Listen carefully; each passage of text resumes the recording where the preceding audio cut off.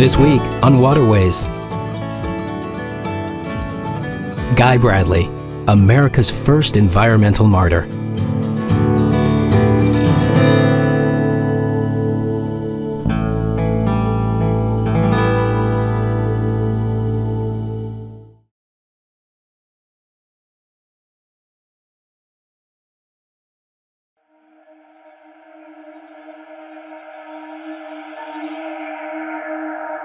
In 1905, at the southwest tip of Florida, there was a place that some called the end of the world.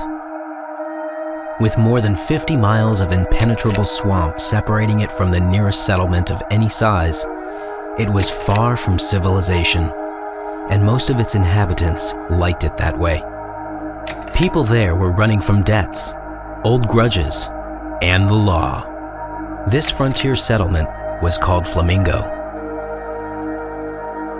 In the first years of the 20th century, the law would come to this remote corner of the country. It would pit Guy Bradley and Walter Smith, two former friends, against each other in a contest of wills. On July 8th, 1905, the two would meet at Flamingo's Oyster Keys. Only one would survive. Smith, on a large vessel, which was a schooner, he had a rifle. He was standing elevated above Guy, shooting down at him. Guy was standing in a small rowboat. It is not clear whether Guy Bradley shot first. There is that claim made, but we don't know for sure that was the case. What we do know is that Smith, with his high-powered rifle, shot him in the collarbone. He just ripped the top part of his chest open there and killed him very quickly. Who were these two men? What were they fighting about? What really happened that day in 1905 when they faced each other with guns drawn near the small village of Flamingo?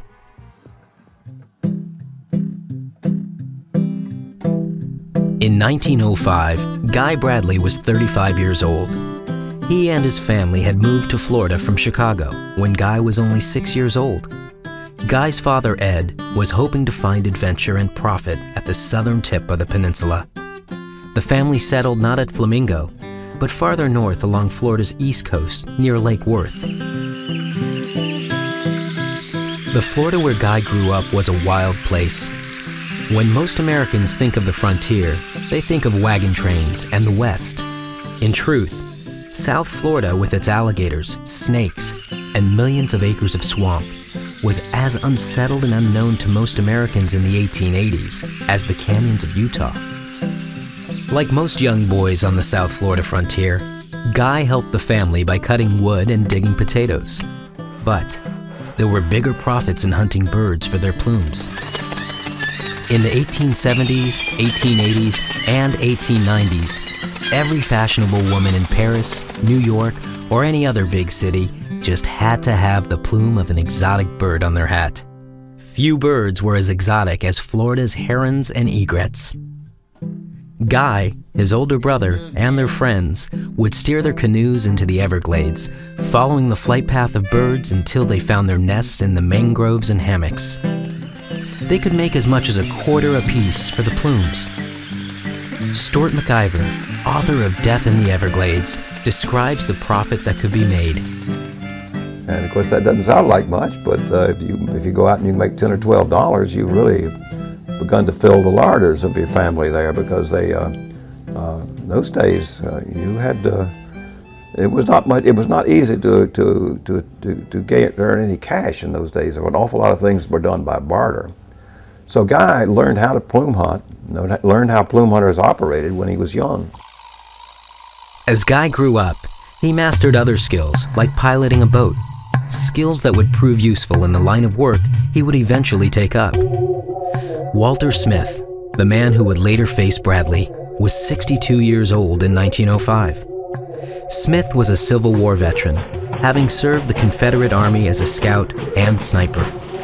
Unlike the Bradleys, Smith didn't come to Florida to find adventure. Instead, it was his last stop on a 30-year journey to make a successful living in the impoverished post-Civil War South. After being discharged from the Confederate Army, He tried his hand at several different trades along the Carolina and Georgia coasts. Schoolteacher, oysterman. His life kept taking him farther and farther south. He finally ended up at Lake Worth, near the residence of Edwin and Guy Bradley. The two families became quick friends. They were such good friends that in 1898, they plotted their next move together, to Flamingo and the tip of Florida. There were rumors that Flamingo would soon be a boom town. Railroad tycoon Henry Flagler was planning a railroad from the mainland to Key West. Flagler was looking at two possible routes. The first was down the spine of the Keys. The second would head to Flamingo and cross Florida Bay by bridge. If Flagler chose the second route, whoever was holding land in Flamingo would be rich. The Flamingo that would greet the Bradleys and Smiths was remote even by the standards of South Florida. The closest real city was Key West, almost 100 miles away by boat. Flamingo was a strange place back in those days. It was the name of the town was Flamingo because it was an area where it was a flock of flamingos that had come over from Cuba. So they gave the town the name Flamingo. Others called it Flamingo, and a few others referred to it just shorter as Mingo. In the 1880s, naturalist and explorer William Scott wrote of Flamingo. The shores are wooded with black mangroves, buttonwood, and some cabbage palm meadows. The land is so low as to be flooded at extra high tide. The country is the home of the mosquito in all its varieties. It was a most desolate and forbidding region, either on sea or on land. Unlike many of the people who lived at Flamingo, because it was a good place to drop out of civilization for one reason or another, Walter Smith, Ed, and Guy Bradley went there to strike it rich. Guy's father, Edwin, signed up to work for Flagler as the land agent in Flamingo. Taking the job would give him first dibs on what could prove to be a hot property. It would also give him a connection to one of the most influential companies in Florida. Though Smith didn't work for Flagler, he wasted no time setting up political connections and exploring ways to make money until the profits rolled in from the railroad. Soon after arriving, he got himself named postmaster. Well, Walter Smith was a very impressive figure. He was he was sort of a power-driven man. He pretty much controlled what was around him, or he tried to. He had been a sharpshooter in the Civil War. Came from Newbern, North Carolina. He was, as I say, was very active, an active figure. He'd like to take charge of and take control of whatever situation he was in, and he was a man to be reckoned with. And he was a good friend of the families, of the Bradley family for many years. One business scheme Smith cooked up involved the Bradleys and birds. He invited Guy and his brother Lou to join him in hunting cormorants for the market in Key West. The blackbirds were one of the only seabirds considered tasty by the locals and fetched $0.25 apiece. Guy accepted. But Guy's days as a bird hunter were numbered. While locals in Flamingo were shooting birds for food or sale, conservationists in New York were working to make bird hunting illegal. In the late 19th and early 20th century, the conservation movement was gaining momentum in the United States. For years, U.S. citizens had been convinced that the riches of their nation were inexhaustible. But as they watched the passenger pigeon go extinct, huge herds of bison disappear, and the vast forests of Ohio and Michigan fall to the axe, they realized they could make things disappear. The conservation movement counted among its supporters President Theodore Roosevelt and many wealthy East Coast businessmen. In 1901, these men turned their attention to Florida's birds. According to biologists and explorers, and even some plume hunters themselves, plume hunting was wiping out birds. In 1901, Northerner William Dutcher of the Audubon Society convinced the Florida legislature to outlaw the hunting of any birds other than game birds, like turkeys. They could credit their success to the help of Senator Hunt Harris of Key West. It wasn't the last time Hunt Harris's life would intersect with that of Guy Bradley and Walter Smith. While conservationists now had their law, they had no one to enforce it. Dutcher, the man who pressed for the law, began to ask contacts in Lake Worth and Miami if they could recommend a local for the job. One contact wrote that he knew the perfect guy for the job. His candidate came from a respected South Florida family. He had hunted birds himself, and so knew the trade and the men involved. This man was recently married and needed a steady job. Best of all, he was already living in Flamingo, near some of the largest remaining rookeries.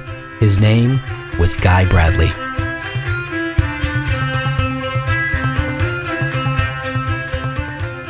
Guy did what so many young men will do eventually, that is, he got married. And then after he got married, he had a little boy. And then the next thing you know, there's another little boy on the way. Now, one of the things that happens here is that it converts him into a family man, but it also creates a little need for more money than he had before. Guy accepted the job. It would pay him a steady $35 a month. In 1902, he put on the badge and went to work. His first order of business was to patrol the rookeries up and down the coast of what is now Everglades National Park. To help cover this daunting territory, more than 60 miles from one end to the other, he convinced the Audubon Society to hire his brother and brother-in-law as deputies. Things were going well for Bradley and his family. They were making money, but things were not that rosy at Flamingo. Soon after Guy took the job, a feud erupted that pulled his family into the fray. Guy's sister Maggie and her husband Bill Burton owned property next to the Bradleys' old friend, Walter Smith. Like many neighbors even today, the two started to disagree about where the property line was. Burton thought Smith was squatting on his land. Smith disagreed. In 1903, he took Smith to court in Key West and won. Though he won the day, the victory gained Burton a bitter enemy. And as far as the proud old Confederate Smith was concerned, the problem wasn't just Burton. It was the whole Bradley clan. Over the next few years, the two clans cussed at each other and refused to do neighborly tasks, like tote each other's groceries from Key West. But the Bradleys weren't the only family Smith was feuding with. Smith had been trying for years to build his political connections in the county seat of Key West and make himself the boss in Flamingo. Many local people resented this. In early 1905, to show their displeasure, some locals fired a hail of bullets into the Smith house. Things were bad, but they would soon turn worse. Bradley became a warden in 1902, and he arrested Smith's oldest son, Tom, twice for killing plume birds. And in those days, you got no jail time for it, but there was a small fine for it, never exceeding $15. But the idea of having your son arrested, he didn't like that. After he arrested Smith's son the second time, he told Guy Bradley, "You ever arrest one of my boys again, I'm going to kill you." The situation was getting dangerous. But if Guy wanted to keep the respect he needed to do his job, he couldn't back down. But in the case of the arresting of Tom Smith, I think the problem was that Smith was a teenager and he tended to be he tended to flaunt what he was doing a bit. If you were rather discreet about killing plume birds, Guy Bradley's approach, from what I can gather, would have been to get you aside and try to talk you out of doing it again. In the case of his dealings with Smith, I think it was a case there where the fact that he was flaunting it so openly, and here he's got a teenage kid who's trying to make a fool out of him. On July 8th, 1905, Tom Smith once again challenged Bradley's authority. Bradley would have to confront Smith, and he would have to do it without help. His two part-time deputies, Brother Lou and brother-in-law Bill Burton, were away on business. He couldn't take his larger boat out, which was a sailboat. He had to take a small rowboat to because that was the only boat that could operate that day because there was no breeze blowing to help him. So he apparently went out, took his pistol, got on the boat, and rowed out to the island, to the Oyster Keys. Guy's wife watched him row off towards the Oyster Keys at 9 o'clock. It would be the last time she saw him alive. At midday, Smith's boat, the Cleveland, returned to Flamingo. Walter Smith told his family, "We've got to load up and get out of here. I'm going to Key West to give myself up. I've killed Guy Bradley." He left without telling anyone else in Flamingo what had happened. The next day, Sunday, Guy's wife, Franny, was sick with worry. Why hadn't Guy come home? She asked family friend Gene Roberts to go look for him. Roberts rowed out towards Cape Sable and found Bradley's boat floating near a small village of black charcoal makers. The boat appeared abandoned, but when he drew closer and looked inside, he saw Guy lying dead in the boat, shot clean through with his pistol at his side. In Key West, Smith turned himself in. He told the sheriff, "I've shot Guy Bradley." And then along the way, some of Smith's friends, because he had a lot of business dealings in Key West, he had a lot of friends there, and they had a little money. He and both Smith and his contacts there, and they came in and talked to Smith, and they said, "Look, when you went in here, the first thing you did, you told the sheriff you had killed him. Now, the courts have no choice if that's as far as it goes. You will be hanged because you have committed murder. You've killed a deputy sheriff, which was more important to them than an Audubon warden, the way that their philosophy would be. And obviously they said, you're going to hang, but there's no point in that. Think about it. After all, there's more to this case. It's more complex than just you going out and admitting that you did this. They said, we think you've got a fair amount of money. We think you ought to spend that money hiring a good lawyer and see if we can get you a life sentence or lesser years, or maybe get you off." The sheriff put him in jail. Before long, news came from Flamingo that Bradley was dead. Smith was charged with murder and his bail set at $5,000. William Dutcher, the conservationist who had hired Bradley, soon received a telegraph telling him about the murder. He was shocked by the news, but he felt there was hope for justice. The new prosecutor in Key West was none other than Senator Hunt Harris, the same man that had pushed the bird law through the Florida legislature in 1901. Surely he would bring the full weight of the law to bear on Smith. He was the man who was, while he was in the Florida State Senate, who pushed through the law authorizing a bill to make it illegal to kill plume birds. He was the one that put the Audubon Society's model law through in Tallahassee. This made it illegal to kill anything except maybe a few birds like ducks and so on. Not a very stiff penalty, but a fine and an illegal act. So this man had gone along with the Audubon cause. But Harris would give the conservationists a surprise.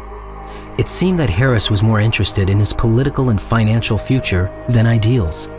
Smith's friends in Key West persuaded Harris to abandon his post as prosecutor and instead work for the defense. But the reason that he switched, as far as anything you can find, is simply that he charged a lot of money for it. Harris worked Key West like a pro. The bird law wasn't all that popular among the public. Most common townsfolk were fishermen and others trying to scrape a living from land and sea. Harris also did his best to make the public forget Bradley was an officer of the law. He painted Bradley as just a bird warden. He presented Smith as an old man defending his family. He told the grand jury how people he called Guy's friends had fired shots into his house. The way he told it, Bradley came at his boat with his gun drawn. With Harris working for the defense, there wasn't anyone to serve as a prosecutor. And because Bradley was dead, the only witness to the shooting was Smith. So here he's got now the prosecuting attorney for the state switching over to become the defense attorney. So what kind of prosecution does that leave? The boss man is taking the side of the man who's being tried. So miraculously, whenever the time came for the case, no evidence was presented. So the ruling by the grand jury was no true case, no true bill. So he was just turned loose. Bradley's friends were outraged by what they saw as a miscarriage of justice. Lauren Roberts claimed that when he found Guy Bradley dead in his boat, his gun still contained all its rounds and had not been fired. But no one had asked him to testify. After this failure of justice, the Audubon Society did what they could. They set up a fund to support Guy's wife, Franny, and his 2 children. Donations poured in, and by 1906, Franny had enough money to buy a nice house in Key West. Walter Smith was set free, but he dared not return to Flamingo, where friends of Bradley's had torched his house during his absence. Instead, he and his family fled, ending up on the East Coast near modern-day Fort Lauderdale. The old man reportedly felt remorse over his run-in with Guy. Smith died in 1935. His obituary mentioned nothing about Bradley. Instead, it honored Smith as the last surviving Civil War veteran in Broward County. Meanwhile, his son Tom, whose plume hunting had incited the tragedy, had become Pompano's chief of police. Disheartened by the lawlessness of Flamingo and Key West, Audubon didn't try to hire another warden. But Bradley's death was not in vain. It seems funny to have to say this, but he probably did more for the cause by giving up his life than if he had continued as before. If he had just kept on being a warden for another 15 or 20 years. But by his death, I think you had a revulsion against it. It was a strong reaction, particularly in the Northeast. This had an effect as far as legislation is concerned, because the 2 key places for legislation to try to control this traffic in bird trade, in bird feathers, the 2 key places were New York State and Washington, D.C. And both of these began to write tougher and tougher legislation. After Bradley's death, Audubon switched tactics. Instead of protecting rookeries from poor hunters, they decided to go after the plume industry heavyweights. 90% of all plumes collected in the U.S. were sold to New York millinery producers or fabricators. In 1910, Audubon went to the New York State Legislature to convince them to pass a bill forbidding the importation of plumes. The mills fought the bill bitterly, but fueled in part by the passion surrounding Bradley's death, the bill passed and the market for plumes dried up. This bill honored both the life and death of Guy Bradley, America's first martyr to environmentalism.